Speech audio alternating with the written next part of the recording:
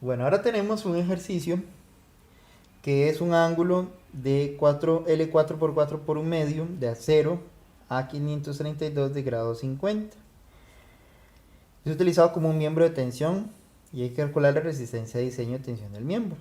Entonces, si se usa soldadura transversal para conectar el miembro a la placa o si se usan dos soldaduras longitudinales de 6 pulgadas. Son dos preguntas. ¿Cuál es el primer paso? Todos los datos eh, de propiedades de la L4 por 4 por un medio.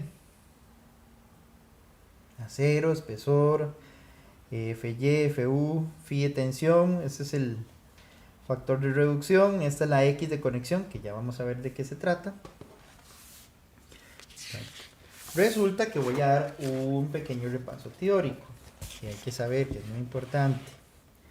Entonces, por ejemplo, el cálculo de la tensión de diseño, el límite de fluencia es el punto donde comienza el fenómeno de la fluencia, que consiste en el alargamiento muy rápido sin que varíe la tensión aplicada. Es hasta el punto de fluencia donde el material se comporta elásticamente siguiendo la ley de Hooke. Eso era el límite de fluencia. Entonces el estado de límite de fluencia de la sección L4, 4 y medio sería factor de reducción. Ojo que el factor de reducción que estoy usando es el de tensión. Por 3,75 por 50. El área y el FY que apuntamos en nuestra tabla. Ahora, el estado límite de fractura de la soldadura es un miembro que no, bueno, perdón, si un miembro que no sea una barra o una placa plana se somete a tensión axial hasta que cubre la falla en su sección neta, el esfuerzo real de la falla a tensión será menor al obtenido en una probeta. Recuerde que la probeta es esto, ¿verdad? Tener un trozo de metal y con una sección transversal definida y someterle a fuerzas de tensión para romperlo. Si las fuerzas no se transmiten uniformemente a través de la sección transversal de un miembro, pues habrá una región de transición de esfuerzo no uniforme, que irá de la conexión del miembro a lo largo de cierta distancia. O sea, quiere decir de que aquí esto es un ángulo conectado por una sola ala y a una distancia hacia atrás encontramos la región de transición, donde el esfuerzo de la región de transición es mayor a FY. ¿Ven? Es a partir de aquí donde el esfuerzo se vuelve uniforme. En esta región no. En este ejemplo, el miembro el miembro a tensión de un ángulo individual está conectado por un ala. En la conexión, la mayor parte de la carga es soportada por el ala conectada y se requiere la distancia de transición mostrada para que el esfuerzo se reparta uniformemente en todo el ángulo. Ahora, todo esto es paja. En la región de transición, el esfuerzo en la parte conectada del miembro puede fácilmente exceder FY, lo que estamos hablando, y entrar en el rango de endurecimiento por deformación. El miembro podría fracturarse prematuramente y entre más nos alejemos de la conexión, más uniforme se vuelve el esfuerzo. En la región de transición, el esfuerzo cortante se ha retrasado y a este fenómeno se le llama retraso del cortante. Se estipula entonces un área neta efectiva, donde el área neta efectiva es multiplicar el área bruta por un factor de reducción U. Aquí está la fórmula. El valor U está afectado por la sección transversal del miembro y por la longitud de su conexión. Entonces, vea qué interesante con este valor X. X, que lo vemos ahí, es el área, es esa distancia, ¿verdad? De conexión de. Lo interesante es que se hace grande cuando el ancho del lado no conectado se hace largo, ¿verdad? En cambio, si usted reduce ese lado no conectado, esa X se reduce. Entre más grande sea la longitud, será más uniforme la transferencia del esfuerzo, recuerde. Entonces, por eso es que la longitud es inversamente proporcional a U. Muy bien, ese es el valor de U. Si volvemos a nuestro ejemplo, si se usa solo soldadura transversal, el área debe ser igual al área de los elementos directamente conectados. Entonces U vale 1. ¿Dónde dice eso? Aquí, en esta tabla. Aquí en esta tabla dice el valor de U.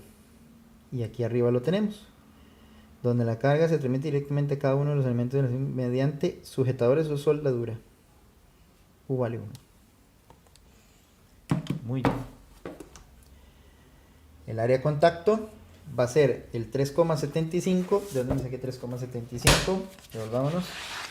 3,75 es el área de... Pero resulta que esa área la tenemos que dividir entre 2. ¿Sí? Tenemos que dividirlo entre 2. Esa va a ser el área de contacto de la soldadura transversal. Entonces, claro, el área neta efectiva es 1,875, que va a ser la parte de la soldadura. Y entonces el estado límite va a ser igual a 0,75, que es el de compresión. Ve que interesante, antes usábamos el de tensión, ahora estamos usando el de compresión. Por 1,875 por FU. Aquí entra FU, estamos calculando el límite. Esfuerzo permisible, 91,40. Sería el estado límite de... Recordemos lo que nos estaban preguntando en el problema. Vamos para atrás. La resistencia de diseño de tensión si se utiliza la soldadura transversal para conectar el miembro a la placa.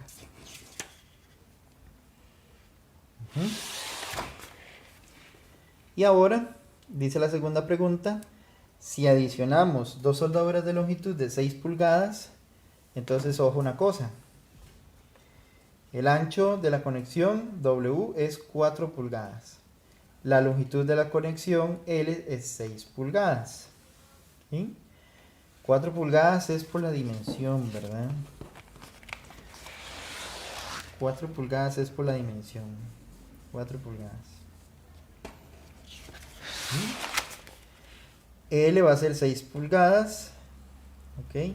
La relación LW, bueno, y si usted agarra este 6 y lo divide en este 4, le da 1,5. Entonces L es 1,5W. Si quieres tener ahí la relación LW.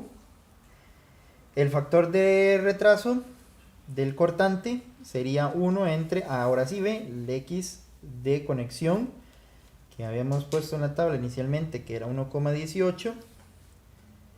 Ok, por si aquello, aquí está. Este es.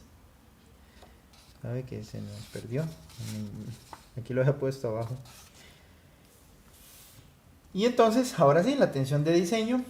Si agregamos las soldaduras, ¿en qué cambió? ¿Qué es diferente? Claro, de diferente está U, que es la reducción de